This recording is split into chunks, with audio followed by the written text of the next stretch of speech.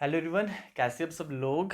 I hope आप सब ठीक होंगे। मैं शोएब वेलकम करता हूँ आपका इस चैनल स्टडी पॉइंट जेके में। ओके, तो गाइज आज हमने क्या करना है, हमारी कंप्यूटर सेक्शन पे जो हमने सीरीज स्टार्ट की है, आज हमने करना है ऑपरेटिंग सिस्टम।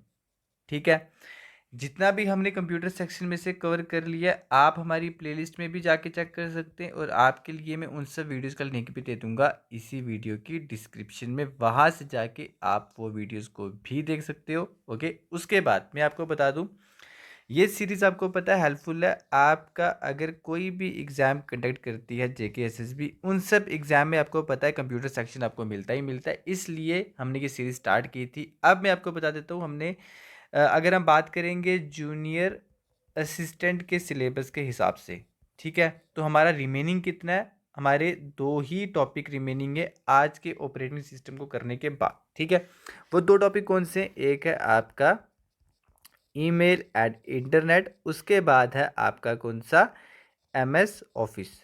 ठीक है, तो आज के वीडियो के बाद आपको वीडियो मिल जाएगा ईमेल एंड इंटरनेट पे, उसके बाद हम आराम से एमएस ऑफिस को भी पूरा का पूरा कंप्लीट कर लेंगे। इसके साथ हमारी जूनियर असिस्टेंट के लिए जो कंप्यूटर सेक्शन है वो कंप्लीट हो जाएगी, और मेरी यही कोशिश है इस पीडीएफ से बाहर आपको कोई भी क्वेश्चन ना आए। ओके, तो बिना टाइम वेस्ट किए हम यहाँ पे स्टार्ट करते हैं। तो इसका पीडीएफ आपको मिल जाएगा हमारे टेलीग्राम चैनल पे। ठीक है, अब गाइज यहाँ पे देखें आप, आज हमने क्या करना है, टॉप 40 प्लस एमसीक्यूज करेंगे। ठीक है, ऑपरेटिंग सिस्टम पे। तो यहाँ पे ये देखें, ये एमसीक्यूज हैं। ठीक है, इनको हम कवर करेंगे। बस थोड़ी सारी चीज़ें मैं उससे पहले आपको कुछ समझाना चाहता हूँ, तो वो भी हम कवर कर लेंगे। ठीक है, ये सब एमसीक्यूज हम यहाँ पे सॉल्व करेंगे। ठीक है, अब यहाँ पे देखें, सबसे पहले मैं आपको क्या बताना चाहता हूँ, ये आप यहाँ पे देख सकते हैं। ठीक है, ऑपरेटिंग सिस्टम की डेफिनेशन है यहाँ पे, उसके बाद टाइप्स में मैं आपको कुछ जो इंपॉर्टेंट बताऊंगा वो आपने याद रखना है। ठीक है, एग्जाम पॉइंट ऑफ व्यू से वो इंपॉर्टेंट है, और मेरी यही कोशिश है इससे बाहर आपको क्वेश्चन नहीं मिलेगा। ठीक है, तो यहाँ पे क्या लिखा हुआ है, ऑपरेटिंग सिस्टम क्या होता है, N operating system is system software that manages computer hardware.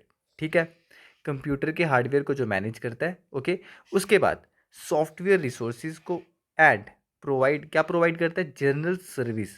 ठीक है, किसको, जो भी कंप्यूटर के प्रोग्राम्स होते हैं। ओके, उसके बाद सम ऑपरेटिंग सिस्टम एग्जांपल्स। ठीक है, some examples of operating system includes क्या, मैक ऑपरेटिंग सिस्टम, उसके बाद माइक्रोसॉफ्ट विंडोज़, उसके बाद गूगल्स एंड्रॉइड। ठीक है, एंड्रॉइड है ये ऑपरेटिंग सिस्टम है आपका, जो है किसके द्वारा, गूगल के द्वारा। ओके, उसके बाद लिनिक्स ऑपरेटिंग सिस्टम, उसके बाद यहाँ पे देख सकते हैं एप्पल का आईओएस ऑपरेटिंग सिस्टम। ठीक है, तो यहाँ पे मैं आपको बता दूँ, देखो हमने यहाँ पे क्या रीड किया, ऑपरेटिंग सिस्टम वो सिस्टम होता है जो मैनेज करता है कंप्यूटर के हार्डवेयर को। अब मुझे बताओ कौन से कंप्यूटर के हार्डवेयर को मैनेज करेगा, आपका आ गया सीपीयू, आपका वीडियो कार्ड। ठीक है, उसके बाद आ गया आपका साउंड कार्ड। ठीक है, उसके बाद जो भी आप पेरिफेरल्स को कनेक्ट करते हो, ठीक है, जैसे आपका कीबोर्ड हो गया, जैसे आपका माउस हो गया, इन सब को कौन मैनेज करता है, तो ये करता है आपका ऑपरेटिंग सिस्टम। ठीक है, और जो भी आपके सॉफ्टवेयर होते हैं, ठीक है, जैसे आपका एमएस वर्ड हो गया, ठीक है, जैसे आपका पावर पॉइंट हो गया, जैसे आपका वीएलसी मीडिया प्लेयर हो गया, सॉफ्टवेयर्स को और हार्डवेयर को कौन मैनेज करता है, आपका ऑपरेटिंग सिस्टम। ठीक है, ओके, और यहाँ पे एग्जांपल्स दी गई हैं। उसके बाद अगर बात करें हम यहाँ पे टाइप्स की, तो यहाँ पे मैं आपको बता दूँ, देखो सबसे पहले आपका कौन सा ऑपरेटिंग सिस्टम है, बैच ऑपरेटिंग सिस्टम। ठीक है, उससे पहले मैं आपको थोड़ा यहाँ पे बता देता हूँ, देखो ये होता है आपका यूज़र। ठीक है, तो उसके बाद इसने एसेस करनी है कोई भी एप्लीकेशन जो किस पे ओपन होती है, जो होती है ऑपरेटिंग सिस्टम पे।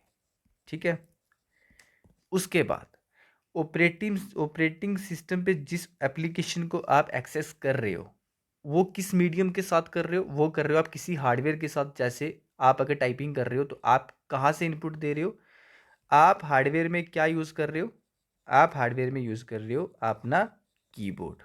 ठीक है, अब और यूज़र और आपका जो कंप्यूटर है, इसके बीच में जो इंटरेक्शन हुआ, उसके लिए आपका जो है कौन सा प्रोग्राम रिस्पॉन्सिबल है, तो वो है आपका ऑपरेटिंग सिस्टम। ठीक है, यूज़र और आपका जो कंप्यूटर है उसके बीच में जो आपका इंटरेक्शन हुआ वो करवाया आपका कौन से प्रोग्राम ने, वो करवाया ऑपरेटिंग सिस्टम ने। ठीक है, और मीडियम कौन सा था, वो था हार्डवेयर। ठीक है, तो आपने यहाँ से इनपुट भी दिया। जैसे यहाँ पे आप देख सकते हैं क्वेश्चन, यहाँ पे आपको क्वेश्चन ये मिल जाएगा, देखो operating system can be defined as, ठीक है, क्या operating system, collection of program जो मैनेज करता है हार्डवेयर रिसोर्सेज को, अभी मैंने बताया बिल्कुल। ठीक है, और अगर यहाँ पे होता है एंड सॉफ्टवेयर प्रोग्राम्स को, तो ये भी आपका यहाँ पे रेलिवेंट होता है। उसके बाद बात करें यहाँ पे बी ऑप्शन की, interface between the hardware and application program, बिल्कुल ये देखो ये है आपका ऑपरेटिंग सिस्टम। ठीक है, ये इंटरफेस है आपका एप्लीकेशन में, ओके, उसके बाद आपका हार्डवेयर में। ठीक है, एप्लीकेशन में और हार्डवेयर में ये एक इंटरफेस काम कर रहा है। ओके, बीच पे आपका ऑपरेटिंग सिस्टम आ रहा है, उसके मदद से ही ये ऑपरेटिंग सिस्टम क्या कर रहा है, मैनेज कर रहा है हार्डवेयर को। ठीक है, और जो आप एप्लीकेशन एसेस कर रहे हो वो ओपन हो रही है ऑपरेटिंग सिस्टम में। ठीक है ना, तो हार्डवेयर और एप्लीकेशन प्रोग्राम में आपका ये क्या इंटरफेस है। उसके बाद system service provided to the application programs, बिल्कुल ये सर्विस प्रोवाइड कर रहा है जो भी आप एप्लीकेशन को एक्सेस कर पा रहे हो, इसलिए इसका जो आंसर है वो है ऑल ऑफ दी अबोव। ठीक है, यहाँ से आपको ऑपरेटिंग सिस्टम जो है अच्छे से क्लियर हो गया। ठीक है, उसके बाद यहाँ पे अब आपको यहाँ पे क्या करवा रहा था, टाइप्स। ठीक है, अब टाइप्स में वेरी फर्स्ट यहाँ पे कौन सी टाइप है, तो यहाँ पे हमारा फर्स्ट टाइप कौन सा है, बैच ऑपरेटिंग सिस्टम। तो नाम से ही क्लियर है, ऐसा ऑपरेटिंग सिस्टम जो जॉब्स को कहाँ पे रख देता है, बैच में। ठीक है, अब कौन से जॉब को कौन से बैच में रखता है, तो जो जॉब सिमिलर नेचर की होती हैं, ओके, सिमिलर जॉब को एक बैच में रख देगा। ठीक है, पहले सीपीयू क्या करेगा, इस पे अपना एक्शन परफॉर्म करेगा, इसकी प्रोसेसिंग करके इसको एग्जीक्यूट करने के बाद नेक्स्ट बैच पे मूव करेगा। ओके, तो ये जो बैच होगा ये भी यहाँ पे भी सिमिलर जॉब्स को ही इसने प्लेस किया होगा। ओके, इस तरह से सिमिलर जॉब्स को एक सेपरेट बैच में रखने के बाद सीपीयू पहले बैच पे जो है प्रोसेसिंग करके उसको एग्जीक्यूट करने के बाद जो है नेक्स्ट बैच पे मूव करता है। ठीक है, यहाँ पे आपको समझ आई कि बैच ऑपरेटिंग सिस्टम किस तरह से फंक्शन करता है।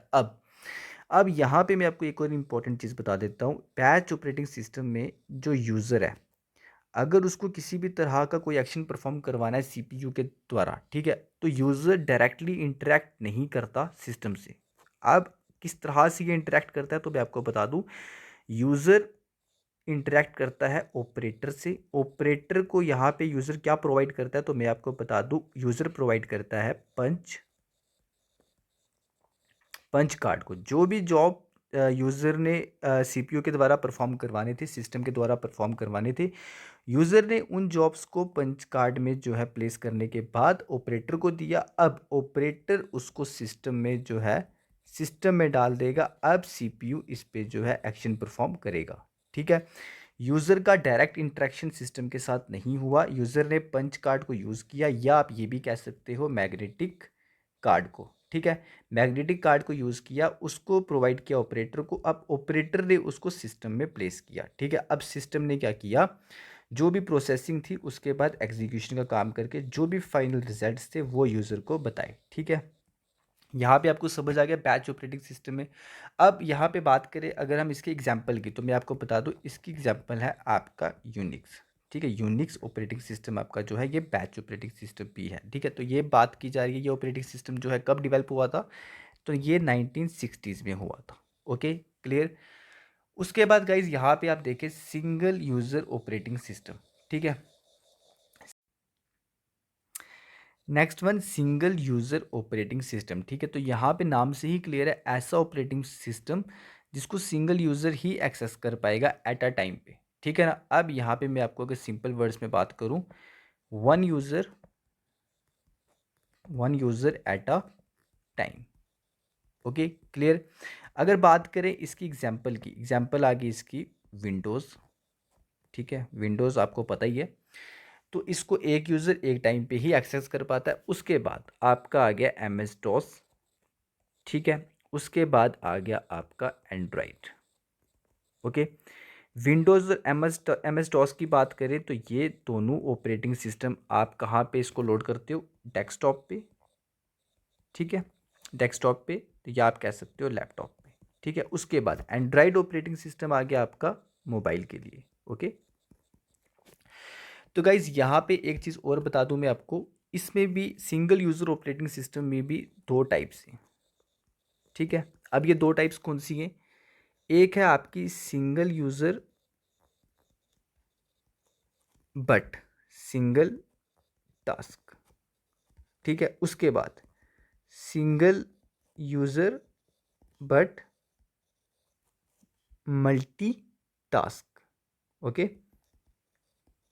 अब सिंगल यूज़र है यहाँ पे भी और सिंगल यूज़र है यहाँ पे भी, बट टास्क की बात करें तो यहाँ पे सिंगल टास्क को ही परफॉर्म कर सकते हो आप एट अ टाइम पे। कहने का मतलब है अगर आपने वर्ड एप्लीकेशन खोला है तो आप एक टाइम पे वर्ड को ही एक्सेस कर सकते हो। इसको क्लोज करने के बाद ही आप किसी और सॉफ्टवेयर को ओपन कर सकते हो, ठीक है। अगर बात करें यहाँ पे दूसरी टाइप की, जो कौन सी है, सिंगल यूज़र बट मल्टीटास्क, यहाँ पे आप कर सकते हो, ठीक है। अब यहाँ पे एग्जांपल्स की बात करें, यहाँ पे अगर बात करें सेकंड टाइप में, तो कहने का मतलब ये अगर आपने वर्ड को ओपन किया तो आप साथ ही साथ इंटरनेट को भी एक्सेस कर सकते हो, ठीक है। उसके बाद साथ ही साथ आप किसी एक्सेल फाइल को भी एक्सेस कर सकते हो, ठीक है। अब बात करें अगर हम एग्जांपल की, तो एग्जांपल में मैं आपको बता दूं, सिंगल यूज़र सिंगल टास्क की एग्जांपल आ गई आपका MS टॉस, ठीक है। और ये मैंने आपको लास्ट लेक्चर में क्या बताया था, MS टॉस जो है ये है करेक्टर यूज़र इंटरफेस।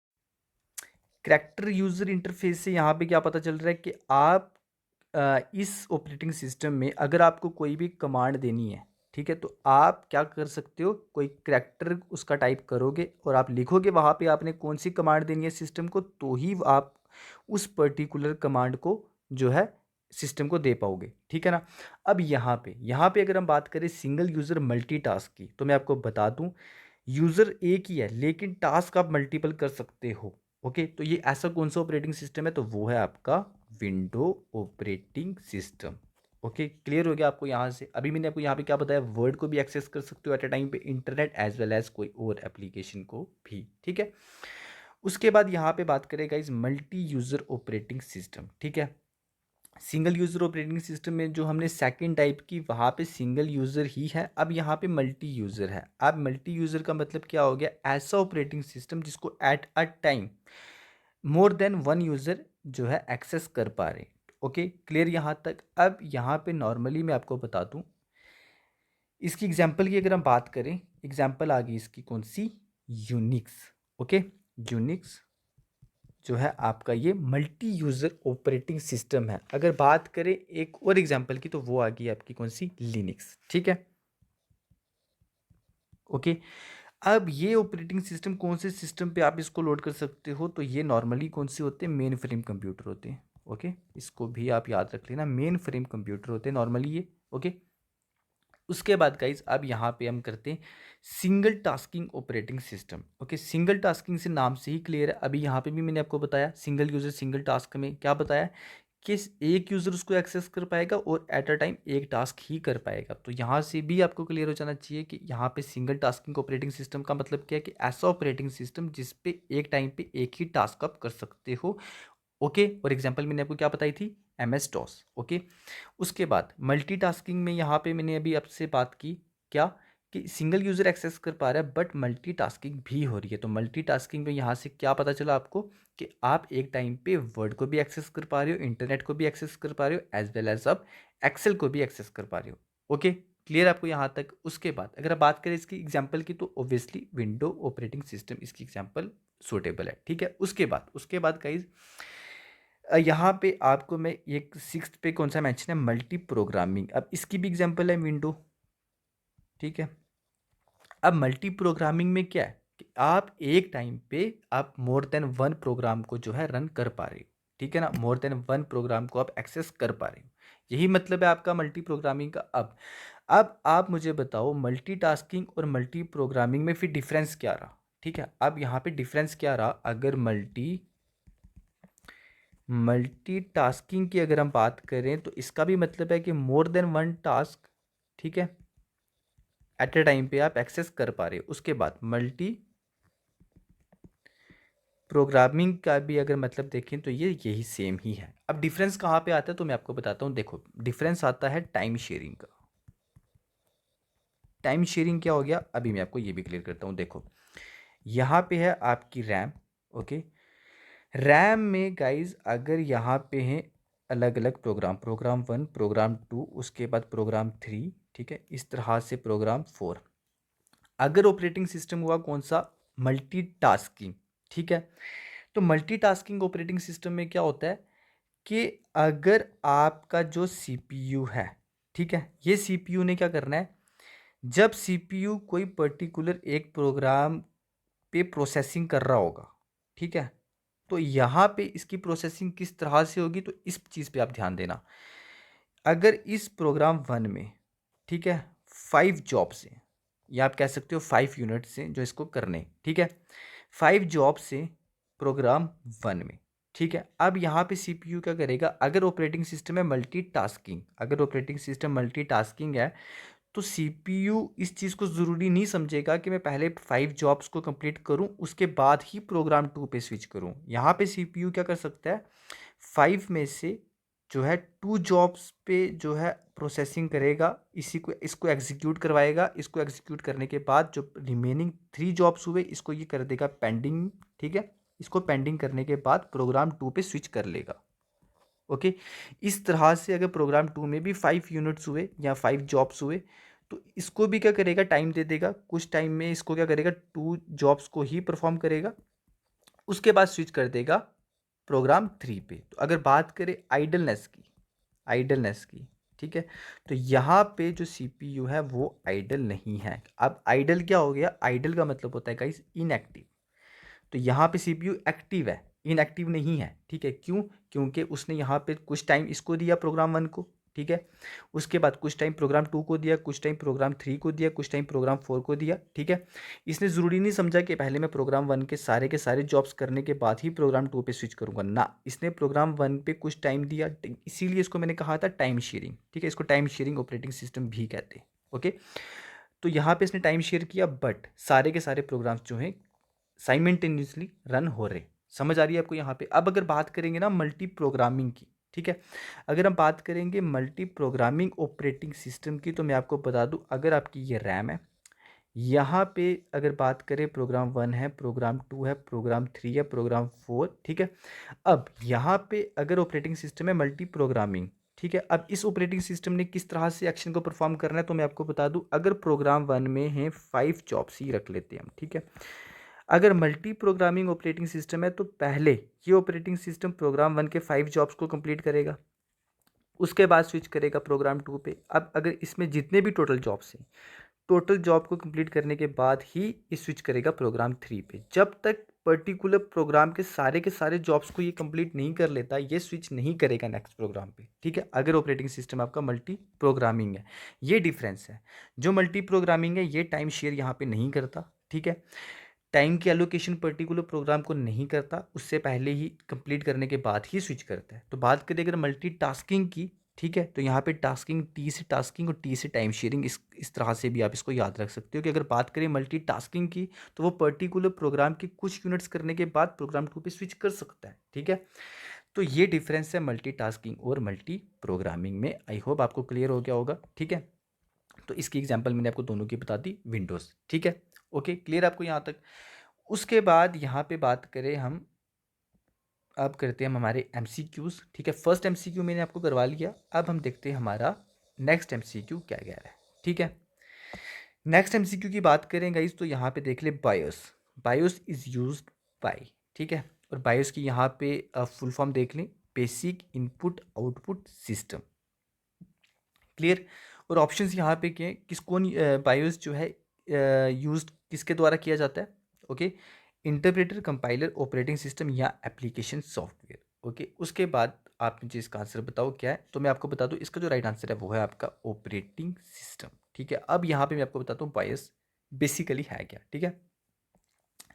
तो गाइज बायस की बात करें हम, बेसिक इनपुट आउटपुट सिस्टम की, तो गाइज ये चिप होती है, ठीक है, और ये चिप कहाँ पे लगी होती है, ये चिप होती है मदरबोर्ड पे, ठीक है।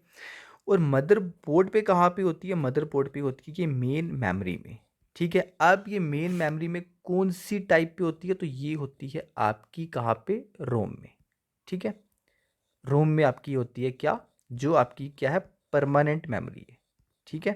रोम आपकी परमानेंट मेमोरी है, और या आप ये भी कह सकते हो नॉन वोलाटाइल मेमोरी, ठीक है।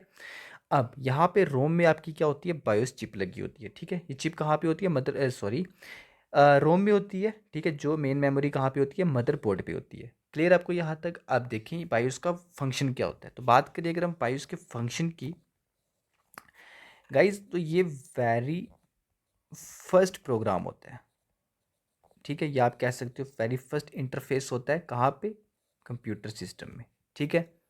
जब भी आप क्या करते हो, आप कंप्यूटर को स्टार्ट करते हो आफ्टर स्टार्टिंग कंप्यूटर सिस्टम, ठीक है। जो आपको वेरी फर्स्ट इंटरफेस दिखता है वो कौन सा होता है, वो बायोस ही होता है, ओके। आप ये भी कह सकते हो जो पहला सॉफ्टवेयर जो है वो आपका कंप्यूटर पे लोड होता है तो वो बायोस ही होता है, ठीक है। उसके बाद ये बायोस क्या करता है, एक टेस्ट को परफॉर्म करता है, ठीक है। उस टेस्ट का नाम होता है गाइस POST, पोस्ट। यहाँ पे आप देख सकते हो पोस्ट का जो अगर बात करें फुल फॉर्म की, पावर ऑन सेल्फ टेस्ट, ठीक है। अब पावर ऑन सेल्फ टेस्ट, ये टेस्ट क्यों ये चिप करती है, तो मैं आपको बता दूं, ये चिप इसलिए करती है कि जो भी आपने पेरिफेरल्स को कनेक्ट किया है, जो भी हार्डवेयर को आप एक्सेस करोगे वो सब ठीक से कनेक्टेड है या नहीं, इस चीज़ को चेक करने के लिए ये टेस्ट किया जाता है बायोस के द्वारा, ओके। अब मैं आपको ये भी बता दूं, बायोस एक ऐसा यहाँ पे सॉफ्टवेयर है जिसके बिना जिसके बिना आपका जो कंप्यूटर है वो स्टार्ट नहीं हो सकता, ठीक है। यहाँ पे आपको ये भी क्लियर हो गया, जिसके बिना आपका जो है कंप्यूटर वो स्टार्ट नहीं हो सकता, जिसके बिना आपका कंप्यूटर वर्क नहीं कर सकता, ठीक है। अब ये जितने भी पेरिफेरल्स आपके कनेक्टेड, जो भी आपके हार्डवेयर है, जैसे आपका मॉनिटर, माउस हो गया, USB पोर्ट हो गया, साउंड कार्ड हो गया, वीडियो कार्ड हो गया, रैम हो गया, ये प्रॉपर फंक्शन कर रहे हैं या नहीं कर रहे हैं, इसको वेरीफाई करने के लिए ही बायोस ये टेस्ट करता है। कौन सा, पावर ऑन सेल्फ टेस्ट, जिसको आप कह सकते हो पोस्ट, ओके। उसके बाद का इस बात करें, आपका जो यहाँ पे अगर ये सेल्फ टेस्ट, इसने जो ये टेस्ट किया, ठीक है, अगर यहाँ पे इसको लगा कि किसी हार्डवेयर में कोई प्रॉब्लम है, तो ये क्या करेगा, बायोस प्रोवाइड करेगा कोड, किसको, कंप्यूटर को। अब इस कोड को जब इसने प्रोवाइड किया कंप्यूटर को, तो आपको किस तरह से पता चलेगा कि किसी हार्डवेयर में कोई प्रॉब्लम है, हमारा कंप्यूटर स्टार्ट नहीं हो रहा है। आपको एक बीप सुनाई देगी, ठीक है। वो बीप जो है वो इंडिकेटर है किस चीज़ का, कि यहाँ पे जो टेस्ट हुआ था किसी हार्डवेयर में कोई प्रॉब्लम आई है, तो ऑटोमेटिकली उस चीज़ को करेक्ट कर दिया गया है, ठीक है, ओके। यहाँ तक आपको क्लियर हो गया, ओके। अब गाइस बायोस किस चीज़ के लिए हेल्प करता है, बूटिंग के लिए बायोस हेल्प करता है, ठीक है। अब ये जो बायोस है, ठीक है, बेसिक इनपुट आउटपुट सिस्टम, ठीक है, इसकी जो सेटिंग्स होती हैं, ओके, इसकी जो सेटिंग्स होती है वो कहाँ पे स्टोर होती हैं, वो स्टोर होती हैं आपकी बैटरी में, ठीक है। वो बैटरी का मैं आपको नाम बता दूं तो वो है आपकी सीमॉस। इसकी फुल फॉर्म आप मुझे बताओगे कमेंट सेक्शन में, ठीक है। अगर आप वहाँ पे लिखते हो ना, उसके बाद आपको ये कभी नहीं भूलेगा, ओके। सीमॉस में सीमॉस में जो भी सेटिंग होती है बॉयज़ की वो स्टोर रहती है, ओके। और सीमॉस जो है ये किसके लिए रिस्पॉन्सिबल होता है, ये रिस्पॉन्सिबल होता है गाइस बायोस को स्टार्ट करने के लिए, ठीक है। अब आप मुझे बताओ, अगर आपके कंप्यूटर में डेट जो आपने सेट की, जो भी टाइम आपने सेट किया, पावर ऑफ करने के बाद वो चेंज क्यों नहीं हुई, ठीक है। पावर ऑफ करने के बाद वो चेंज इसलिए नहीं हुई, बायोस ने वो सारी सेटिंग्स कहाँ पे स्टोर कर दी है, सीमॉस बैटरी में। पावर ऑफ करने के बाद भी सेटिंग सेव है। अब जब आप पावर को ऑन करोगे उसके बाद आपने जो टाइम सेट किया होगा वहाँ पे वो चीज़ें उस तरह से ही होंगी, ठीक है। और अगर हम बात करें बायोस की फंक्शन की, तो बायोस लोड करता है डिवाइस ड्राइवर्स को, ठीक है, डिवाइस ड्राइवर्स को। उसके बाद ये एक ब्रिज का काम करता है, ठीक है, between operating system and connected devices, ठीक है। ऑपरेटिंग सिस्टम और कनेक्टेड डिवाइसेस जो हैं आपकी, उसके बीच में ये ब्रिज का काम करता है बायोस, ओके। उसके बाद मैं आपको बता दूं, हार्डवेयर हार्डवेयर एंड सॉफ्टवेयर के बीच में जो इंट्रैक्शन हो रहा है ना, उसको किसने यहाँ पे कौन सा किसके द्वारा किया जा रहा है, वो इंट्रैक्शन बेसिकली इंटरेक्ट आपको कौन करवा रहा है, वो करवा रहा है आपको बायोस, ठीक है।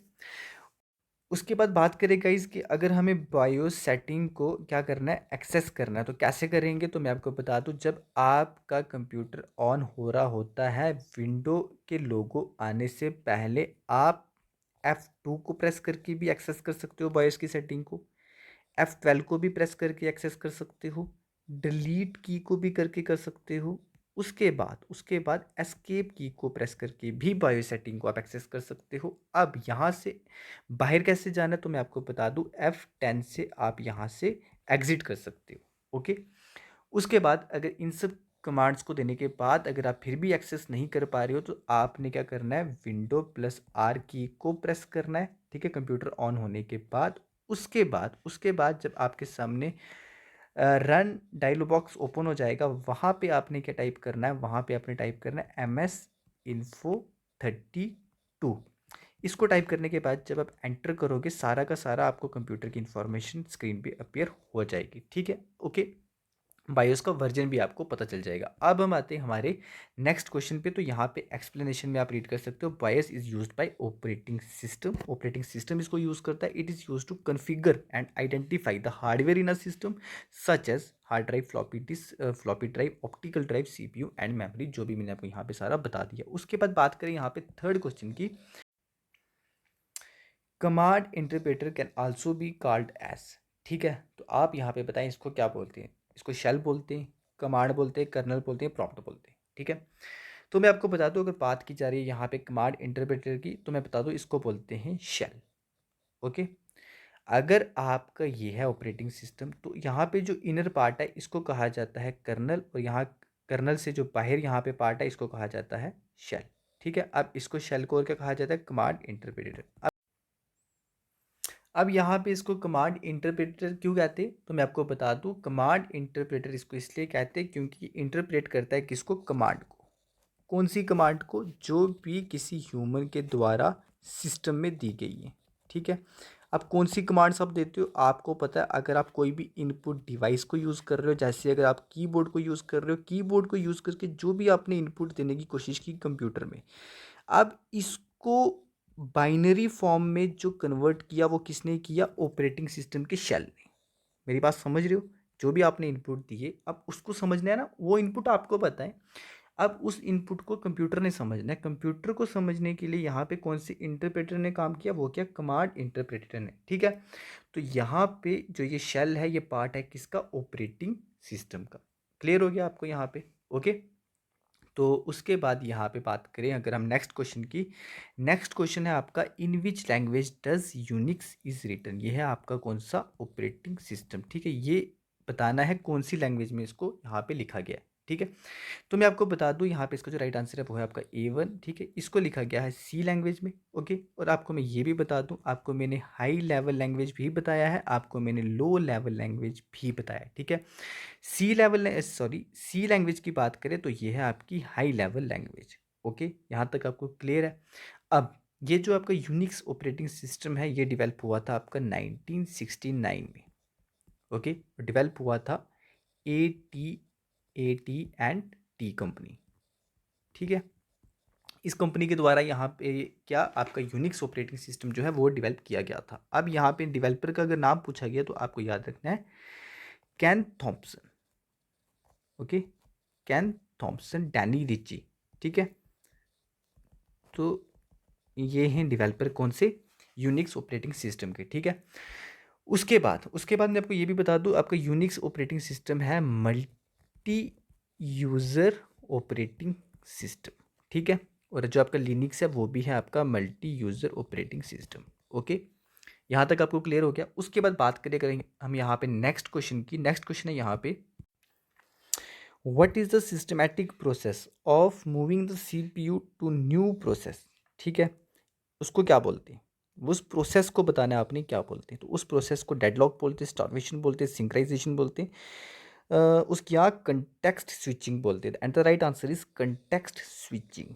ओके, अब कंटेक्स्ट स्विचिंग क्या होता है, जैसे मैंने आपको बताया था, रैम में जो आपके अलग अलग प्रोग्राम होते हैं, एक प्रोग्राम को कंप्लीट करने के बाद जो आपका CPU स्विच करेगा नेक्स्ट प्रोग्राम पे। ठीक है, प्रोग्राम 1 के जो भी जॉब्स थे उन सबको कंप्लीट करने के बाद, या अगर टाइम शेयरिंग ऑपरेटिंग सिस्टम है या आप कह सकते हो मल्टीटास्क ऑपरेटिंग सिस्टम है।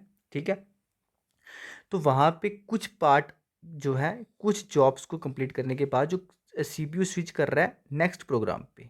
ओके, अब ये जो इसने स्विचिंग की, इस प्रोसेस को क्या कहते हैं।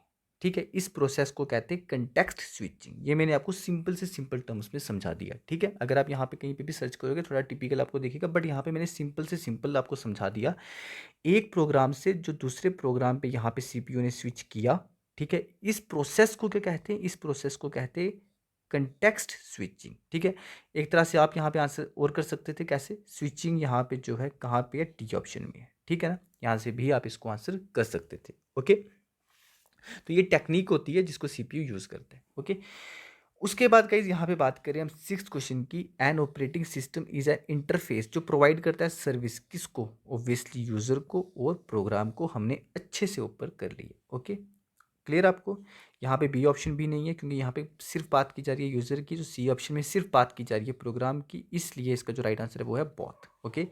बात करें हम यहाँ पे सेवंथ की, व्हाट टाइप ऑफ सर्विस और not provided by the operating system. Operating system कौन सी सर्विसेज को प्रोवाइड नहीं करता है? प्रोसेस मैनेजमेंट बिल्कुल करता है। प्रोसेस को किस तरह से मैनेज करता है मैंने आपको सारा बता दिया। डिवाइसेस को मैनेज करता है, मेमोरी को मैनेज करता है, बट बात करें लोगों की मैनेजमेंट की तो ये कोई मैनेजमेंट नहीं है जो ऑपरेटिंग सिस्टम परफॉर्म करता है, तो ये हो जाएगा इसका राइट आंसर, ठीक है। एट्थ क्वेश्चन यहाँ पे कह रहा है Linux is which type of operating system. Linux जो है किस तरह का ऑपरेटिंग सिस्टम है? क्या ये रियल टाइम ऑपरेटिंग सिस्टम है? क्या ये बैच प्रोसेसिंग ऑपरेटिंग सिस्टम है? सिंगल यूज़र ऑपरेटिंग सिस्टम है या मल्टी यूज़र ऑपरेटिंग सिस्टम है? तो मैं आपको बता दूं, मैंने अभी आपको बताया या नहीं बताया, शायद बताया। लिनक्स है आपका मल्टी यूज़र ऑपरेटिंग सिस्टम, यानी कि ऐसा ऑपरेटिंग सिस्टम जिसको वन टाइम पे जो है मल्टी यूज़र, ठीक है, more than one user access कर सकते हैं। नॉर्मली ये कौन से सिस्टम में इंस्टॉल किया जाता है ऑपरेटिंग सिस्टम? तो ये किया जाता है आपका मेन फ्रेम कंप्यूटर में, ठीक है। ये एज अ सर्वर एक्ट करता है तो इसको काफ़ी क्लाइंट एक्सेस करते हैं, ओके। किसी तरह का कोई डाउट हुआ कमेंट सेक्शन में आप मुझे बता देना, और वीडियो कैसी लग रही है लाइक करके भी बताना, ठीक है। वीडियो पे नहीं, सॉरी चैनल पे नहीं हो तो इस चैनल को सब्सक्राइब करके भी जाना, इस तरह की जो वीडियोस आती हैं उसका नोटिफिकेशन आपको मिल जाए। तो यहाँ पे मैंने आपको बताया ये मल्टी यूजर ऑपरेटिंग सिस्टम है। बात करें नाइन्थ क्वेश्चन की, which of the following is considered as a heart of the operating system that provide the basic. अभी मैंने आपको बताया अगर आपका ये ऑपरेटिंग सिस्टम में बात करें यहाँ पे कोर पार्ट की तो वो है आपका कर्नल, उसके बाद है आपका शेल, ठीक है, जिसको कमांड इंटरप्रेटर भी कहते हैं, ठीक है ना। तो हर्ट की बात की जा रही है, ऑब्वियसली इसका जो राइट आंसर होगा वो होगा आपका कर्नल। अब ये कर्नल का काम क्या होता है ये आप यहाँ पे देख लें, क्या काम होता है? मेमोरी मैनेजमेंट, उसके बाद मेमोरी मैनेजमेंट करता है ये, उसके बाद जो जो भी प्रोग्राम को एग्जीक्यूट करता है वो एग्जीक्यूट किए जाते हैं कर्नल के द्वारा, ठीक है ना। उसके बाद इसका यहाँ पे राइट आंसर क्या हो जाएगा? कर्नल, शेल नहीं होगा, ठीक है। तो यहाँ पे 10th क्वेश्चन है, in which year the first operating system was developed. 1940, 1960, 1950 या 1970? And the right answer is 1950। Explanation में क्या मेंशन किया? The first operating system was created in early 1950 and was known as GMOS, ठीक है। General Motor has developed operating system, General Motors ने develop किया था for the IBM computer के लिए, ठीक है। तो IBM की भी फुल फॉर्म आप मुझे कमेंट सेक्शन में बता देना, ओके। इससे आपको कभी भूलेगा नहीं। बात करें 11th क्वेश्चन की, अमंग दैम, ठीक है, among them which is not an example of an operating system. DOS बिल्कुल एग्जाम्पल है, MSSS ये नहीं है, ये सॉफ्टवेयर है, ठीक है। MS ऑफिस सूट का एक सॉफ्टवेयर है। MS विंडो बिल्कुल ये एग्जाम्पल है ऑपरेटिंग सिस्टम की, ठीक है। एंड्रॉइड बिल्कुल ये भी एग्जाम्पल है ऑपरेटिंग सिस्टम की, ये है मोबाइल ऑपरेटिंग सिस्टम, ठीक है ना। उसके बाद 12th question, in which year does the MS window operating system get introduced. बताएं, ईयर बताएं, 1975, 1965, 1985 या 1995? And the right answer is 1985, okay. Year पूछा है 1985। Which of the following is not an operating system. Window भी operating system है, Linux भी है, docs भी है, डॉस भी है, Oracle is not an operating system, okay. उसके बाद 14 question, what else is a command interpreter called. अभी हमने देखा क्या बोलते हैं, CI को शेल बोलते हैं। उसके बाद what is boot strapping. Boot strapping होता है कोल्ड बूट को कहते हैं बूट स्ट्रैपिंग, ठीक है। बात करें यहाँ पे 16th क्वेश्चन की, in which operating system the operating system keeps the number of job in memory and perform them at one time. Jobs are processed in first come first serve manner. ई job set is defined as batch. Batch की बात आ रही है तो batch operating system ही इसका answer होगा, ठीक है। अभी मैंने आपको बताया जो भी सिमिलर काइंड होती है, जो भी जॉब सिमिलर नेचर की होती हैं उसको सेपरेट बैच में रखा जाता है। पहले जो है एक्शन उस पर परफॉर्म किया जाता है, उसके बाद स्विच किया जाता है नेक्स्ट किस पे? नेक्स्ट प्रोग्राम पे। तो यहाँ पे बात करें अगर हम आइडल आइडलनेस की बात करें CPU की, ठीक है, तो यहाँ पे सीपीयू जो है वो आइडल होता है बहुत ज़्यादा। कैसे? जो सीपीयू ने पहले एक टास्क को किया, उसके बाद जो है स्विच कर रहा है दूसरे टास्क पे। अगर हम बात करें मल्टीटास्किंग ऑपरेटिंग सिस्टम की, तो वहाँ पे सीपीयू आइडल नहीं होता। ओके, इसका जो राइट आंसर है वो है आपका बैच ऑपरेटिंग सिस्टम। एक्सप्लेनेशन मैंने ऊपर काफ़ी अच्छे से आई थिंक दे दी है। अगर स्टिल आपको कोई डाउट है मुझे वीडियो सेक्शन में बता देना, ठीक है, सॉरी कमेंट सेक्शन में बता देना। Okay, 17th question, which of the following operating system provides facility to only one user है ना, obviously single user operating system. Clear यहाँ पे, ठीक है। Which of the following operating system has been designed for more than one user multi user operating system. Clear यहाँ पे, ठीक है। यहाँ पे आपने की वर्ड्स को ढूंढना है और की वर्ड्स जो हैं वही आपको आंसर तक लेके जाएंगे। 19 क्वेश्चन की बात करें तो operating system keep several job in memory at a time and the operating system picks and begins to execute one of the job in the memory. ठीक है, ये स्टेटमेंट यहाँ पे बताई गई है। अब आपको बताना है कौन से ऑपरेटिंग सिस्टम की ये परफेक्ट डेफिनेशन होगी। ठीक है, क्या डेफिनेशन है कि जो ऑपरेटिंग सिस्टम है वो काफ़ी सारी जो सेवरल जॉब्स है उसको मेमोरी में एट अ टाइम रखता है, और वो ऑपरेटिंग सिस्टम क्या करता है, उसको पिक करता है और begin to execute one of the job in the memory, और उनमें से किसी एक जॉब को करता है। तो यहाँ पे बात करें हम ऑप्शंस की, तो ये है आपका मल्टी प्रोग्रामिंग। ठीक है, मल्टी प्रोग्रामिंग जो है ये क्या करता है, मल्टी प्रोग्रामिंग ऑपरेटिंग सिस्टम ये रैम में आपकी जो सारी की सारी जॉब्स को रख देगा, या आप कह सकते हो सारे के सारे प्रोग्राम्स को रख देगा, प्रोग्राम 1, प्रोग्राम 2, प्रोग्राम 3। उसके बाद किसी एक प्रोग्राम को पिक करने के बाद, ठीक है, उसको उस पर जो है एक्शन परफॉर्म करने के बाद, उसको एग्जीक्यूट करने के बाद ही नेक्स्ट प्रोग्राम पे जो है वो स्विच करेगा। ठीक है ना। तो यहाँ पे बात करें 20 क्वेश्चन की, which the following operating system allows a user, allow करता है यूजर को कि परफॉर्म करो more than one computer task. ठीक है, more than one task such as the operation of an application program at a time. The more than one task कर रहा है यहाँ पे, ये याद रखना, ये कीवर्ड है। ठीक है, the operating system is able to keep track of where you are in these task and go from one to another without losing information. ठीक है, तो यहाँ पे कीवर्ड क्या था, more than one task. More than one task है तो obviously multi tasking यहाँ पे इसका आंसर है। Okay, multitasking operating system. Okay, बात करें यहाँ पे 21 क्वेश्चन की, which operating system is a computer operating system designed for use in embedded computer system. It has limited features. The main goal of designing of this operating system is to perform specific task. ठीक है, जब बात आएगी operating system की, पूछा जाएगा task को specific ही कर सकता है किसी एक पर्टिकुलर टास्क के लिए ही। ठीक है, थोड़ा मुझे गले में पेन हो रहा है बोल बोल के, इसलिए थोड़ा पॉज ले रहा हूँ। तो यहाँ पे बात क्या की जा रही है कि स्पेसिफिक टास्क परफॉर्म करने किसी पर्टिकुलर ऑपरेटिंग सिस्टम को, तो वो स्पेसिफिक टास्क की जब बात आएगी तो उसका आंसर है आपका एम्बेडेड ऑपरेटिंग सिस्टम। अगर मैं आपसे पूछूं, मुझे बताओ एग्जाम्पल, एटीएम मशीन होती है ना आपकी, तो वो एक स्पेसिफिक टास्क ही कर रही है ना, वो पैसे ही निकाल रही है, उसके अलावा वो कुछ भी फंक्शन वहाँ पे नहीं कर रही है। इसलिए जो भी पर्टिकुलर, जैसे अगर मैं आपको और एग्जांपल पूछूं तो आपका एसी, ठीक है, जो एसी है ये एक पर्टिकुलर टास्क कर रहा है यहाँ पे, तो ये किसके अंडर कैटेगराइज किए गए, एम्बेडेड ऑपरेटिंग सिस्टम के अंडर। ओके, बात करें यहाँ पे 22 क्वेश्चन की, Linux is a multitasking operating system, multi user या मल्टी प्रोसेसिंग। ठीक है, तो बात करूँ मैं यहाँ पे इसके आंसर की, तो इसका आंसर होगा डी, ऑल ऑफ दिस। ठीक है, ये मल्टीटास्किंग भी है, मल्टी यूज़र भी है, मल्टी प्रोसेसिंग भी है। ठीक है,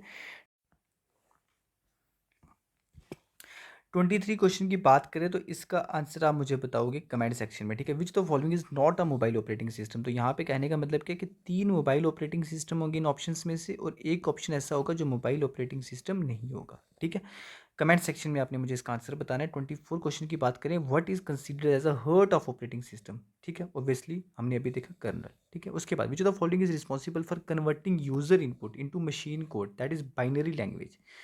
तो क्या बताया था मैंने आपको, ये किसका काम है, ये काम है शेल का। ऊपर एक्सप्लेनेशन दे चुका हूँ, अभी काफ़ी थक चुका हूँ। ठीक है, बात करें यहाँ पे 26 क्वेश्चन की, ATM AC modem are the examples of which of the following operating system, obviously embedded operating system. Again से बोलूँगा कि एक्सप्लेनेशन में ऑलरेडी दे चुका हूँ। 27 क्वेश्चन की बात करें, विच of the following operating system used in military and scientific purpose. ठीक है, तो ये मैंने आपको नहीं बताया, तो इसका जो राइट आंसर है वो है real time sharing operating system. ठीक है, तो यहाँ पे ये ऑपरेटिंग सिस्टम यूज़ किया जाता है मिलिट्री और साइंटिफिक पर्पस के लिए। साइंटिफिक पर्पस की बात करें तो एयरक्राफ्ट में ये वाला ऑपरेटिंग सिस्टम यूज़ किया जाता है। ठीक है, मिलिट्री में कहाँ पे, जब मिसाइल्स वगैरह का यूज़ करना होता है। ठीक है ना। उसके बाद मैं आपको यहाँ पे ये बता दूँ, ये ऑपरेटिंग सिस्टम कब यूज़ किया जाता है, जब कोई भी एक पर्टिकुलर टास्क एग्जैक्ट टाइम पे करना होता है ना, तब ये ऑपरेटिंग सिस्टम यूज़ किया जाता है। अब इसकी भी दो टाइप्स हैं, एक है आपका hard real time sharing operating system, एक है आपका soft real time sharing operating system.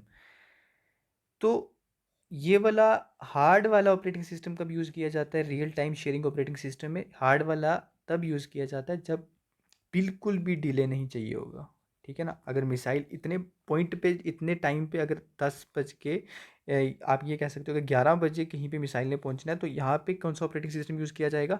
Hard real time sharing operating system, ठीक है, क्योंकि एग्जैक्ट टाइम पे ही पहुंचना है, ठीक है। तो इसलिए हार्ड वाला यूज़ किया जाएगा। सॉफ्ट वाला कब? अगर जहाँ पे soft real time sharing operating system की बात करें तो ये डिले हो सकता है, ठीक है। तो यहाँ पे एग्जैक्ट टाइम की बात नहीं है, ठीक है। MS DOS is the example of which of the following operating system? MS DOS किस ऑपरेटिंग सिस्टम की एग्जाम्पल है? बैच की, single task, multi task, embedded? Obviously single task operating system की एग्जाम्पल है MS DOS, ठीक है।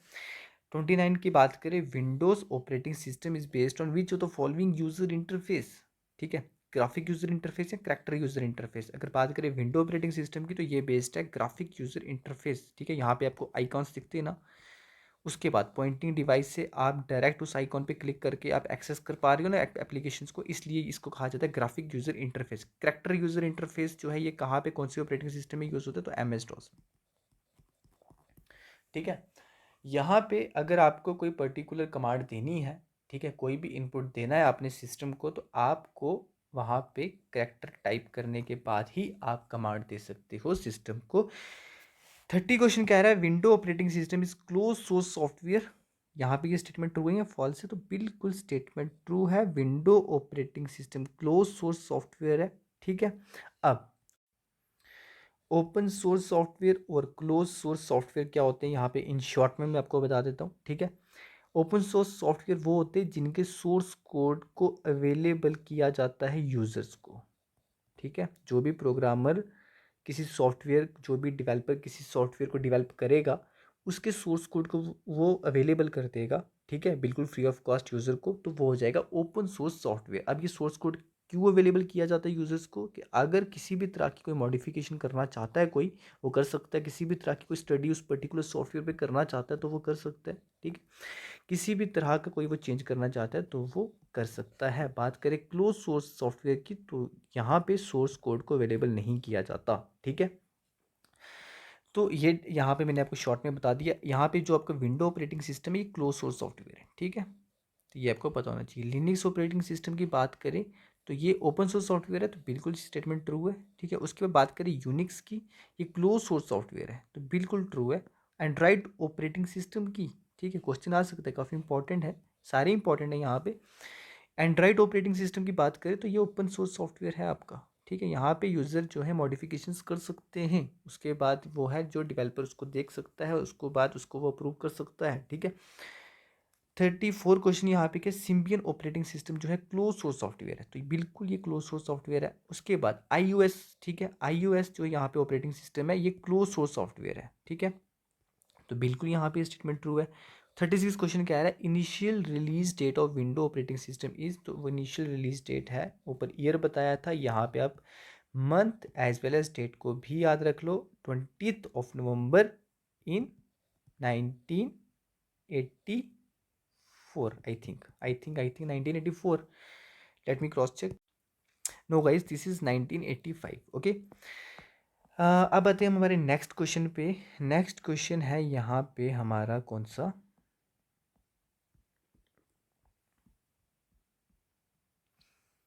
1985, ठीक है। इसीलिए कहता हूँ कमेंट कर दिया करो, फिर हमें नहीं भूलेगा, ठीक है। जैसे हम यहाँ पे भूल जाते हैं ना, कमेंट करने के बाद हम नहीं भूलेंगे। 37 क्वेश्चन यहाँ पे क्या है, 37 question is, in operating system which of the following is are CPU scheduling algorithm, ठीक है। ऑपरेटिंग सिस्टम में इन ऑप्शंस में से कौन सा ऑप्शन है जो सेटिस्फाई करता है CPU स्केड्यूलिंग एल्गोरिथम के प्रोसेस को, ठीक है। ऑप्शंस क्या है, priority, first come first serve, shortest job first, या ऑल ऑफ दी मेंशन्ड। तो and the right answer is D1, that is all of the mentioned. अब आप मुझे बताओ CPU स्केड्यूलिंग एल्गोरिथम है क्या? ठीक है, तो ये क्या है तो मैं आपको बता दूं, ये एक प्रोसेस है जिस प्रोसेस को क्यों किया जाता है, ताकि जो CPU है वो आइडल ना रहे। आइडल ना रहे यानी कि वो इनएक्टिव ना रहे, कोई ना कोई उसने जो है ज़िम्मा किसी प्रोग्राम का लिया होना चाहिए। जैसे मैंने आपको कहा था रैम में, अगर आपके यहाँ पे प्रोग्राम है अलग अलग, प्रोग्राम 1, प्रोग्राम 2, प्रोग्राम 3, प्रोग्राम 4, ठीक है। अब CPU स्केड्यूलिंग एल्गोरिथम किस चीज़ को जो है इंश्योर करता है कि CPU ने अगर प्रोग्राम 1 को कंप्लीट कर लिया है, अब CPU ने शिफ्ट करना है किस पे, प्रोग्राम 2 पे। अब इस शिफ्टिंग को क्या कहते हैं, कंटेक्स्ट स्विचिंग, ठीक है ना। तो यहाँ पे जो CPU ने एक प्रोग्राम से शिफ्ट किया दूसरे प्रोग्राम की तरफ, तो किस प्रोसेस ने बताया, किस प्रोसेस ने बताया कि जो CPU है उसको आइडल नहीं रहना है, उसको जो है कोई ना कोई प्रोग्राम लेना है, ठीक है, कोई ना कोई प्रोग्राम को एग्जीक्यूट करवाना है। इस चीज़ को इंश्योर करवाया CPU स्केड्यूलिंग एल्गोरिथम प्रोसेस, ठीक है। यहाँ पे आपको ये क्लियर हो गया कि कोई ना कोई एक टास्क तो लो यार, ऐसे जो है आप मत बैठो, किसी प्रोग्राम को लेके उसको एग्जीक्यूट करवाओ, जो भी जो है कतार में खड़े, ठीक है। तो इस चीज़ को कौन से प्रोसेस ने इंश्योर करवाया, CPU स्केड्यूलिंग एल्गोरिथम में। तो यहाँ पे ये प्रायोरिटी बेस भी होता है, ठीक है।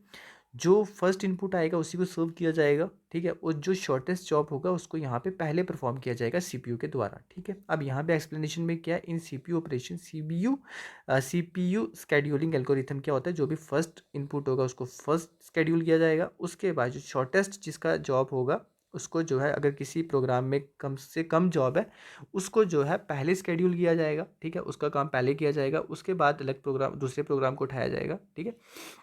और ये प्रायोरिटी बेस्ड होता है, ठीक है। यहाँ पे प्रायोरिटी बेस्ड होता है, यहाँ पे देखा जाता है किसको प्रायोरिटी हमने देनी है, शॉर्टेस्ट कौन सा है, फर्स्ट कौन सा आया है, इसलिए प्रायोरिटी स्केड्यूलिंग यहाँ पे होती है। 38 की बात करें, Unix is written in which of the following language. यहाँ पे मैंने आपको ऑलरेडी इसका आंसर बता दिया। बात करें गाइज यहाँ पे 39 क्वेश्चन की, ठीक है, which one of the following is not true. अब यहाँ पे आपको बताना है नॉट ट्रू, ठीक है। अब यहाँ पे क्या कहा गया, कर्नल जो है आपका कोर पार्ट किसका, ऑपरेटिंग सिस्टम का, तो ये मेमोरी में रहता है। जितनी देर आपका जो कंप्यूटर है वो क्या करेगा, ओपन रहेगा, जितनी देर आपका कंप्यूटर वर्क करेगा उतनी देर के लिए जो कर्नल है वो मेमोरी में रहेगा। तो ये स्टेटमेंट बिल्कुल ट्रू है ऑब्वियसली। उसके बाद बी स्टेटमेंट है, यहाँ पे kernel is made up of various modules which can not be loaded. जब आपको ऑपरेटिंग सिस्टम रन कर रहा होगा, इन रनिंग ऑपरेटिंग सिस्टम में जो है आपका कर्नल जो है वो लोड नहीं होगा। तो ये स्टेटमेंट बिल्कुल गलत है, ऐसी बात नहीं है। अभी आपको यहाँ पे मैं एक्सप्लेनेशन दूंगा। ये स्टेटमेंट भी सही है कि जो कर्नल है वो फर्स्ट पार्ट होता है ऑपरेटिंग सिस्टम का, जो लोड होता है मेमोरी में ड्यूरिंग बूटिंग के टाइम पे। उसके बाद डी स्टेटमेंट यहाँ पे क्या है, कर्नल जो है वो प्रोग्राम है जो कंस्टिट्यूट करता है central core of the operating system. आपको मैंने बता दिया। एक्सप्लेनेशन यहाँ पे क्या है, कर्नल जो है फर्स्ट प्रोग्राम है जो लोड होता है मेमोरी में, कब, जब ऑपरेटिंग सिस्टम लोड हो रहा होता है, एज वेल एज, ठीक है, ऑपरेटिंग सिस्टम लोड हो रहा होता है, ये फर्स्ट प्रोग्राम है जो लोड होता है। और आपको यहाँ पे ये भी याद रखना है, ये कहाँ पे रहता है, ये मेमोरी में रहता है जब तक ऑपरेटिंग सिस्टम रन करेगा, ठीक है ना। ये वेरी फर्स्ट हमारी यहाँ पे स्टेटमेंट थी ना, जब तक जो आपका ऑपरेटिंग सिस्टम रन करेगा ये मेमोरी में रहता है, ठीक है।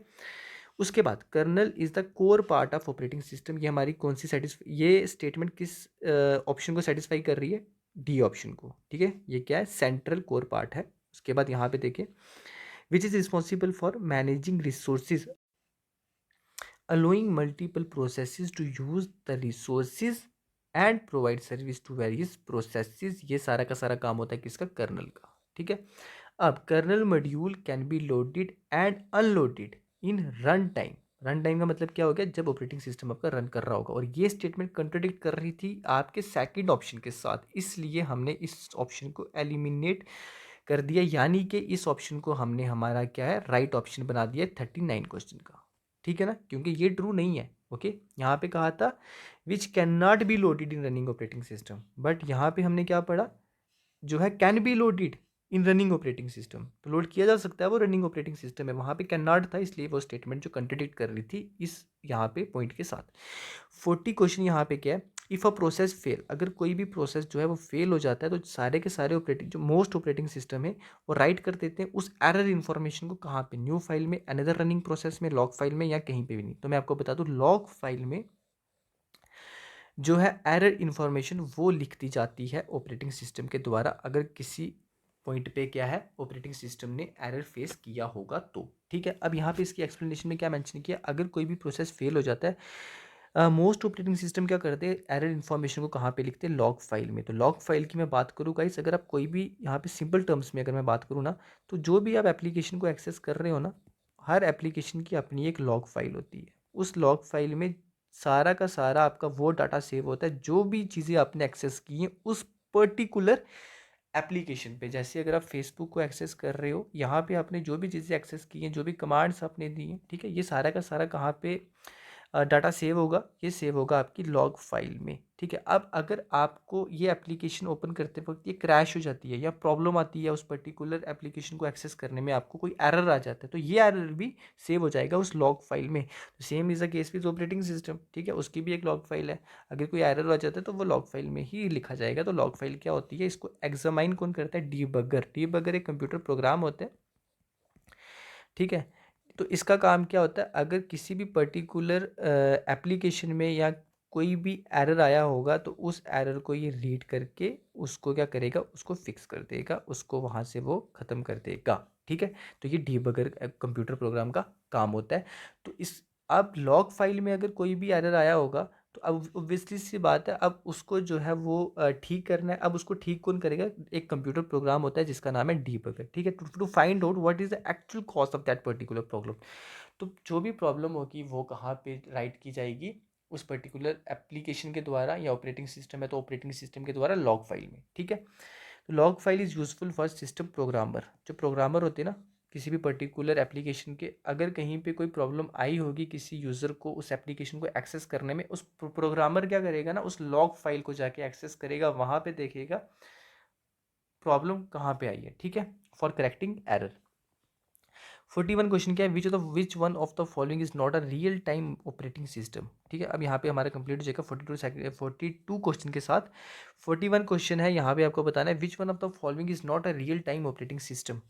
पाम ऑपरेटिंग सिस्टम जो है ये रियल टाइम ऑपरेटिंग सिस्टम नहीं है। तो यहाँ से मैं आपको एक और चीज़ बताना चाहता था, एग्जाम्पल्स किसकी, रियल टाइम ऑपरेटिंग सिस्टम की, जो क्या है, RT Linux, QNX, VX works. इसकी आप फुल फॉर्म भी देख लेना QNX की। ठीक है, और ये मुझे कमेंट सेक्शन में भी बता देना। ठीक है, उसके बाद 42 क्वेश्चन यहाँ पे क्या कह रहा है, द मेन मेमोरी अकोमोडेट्स।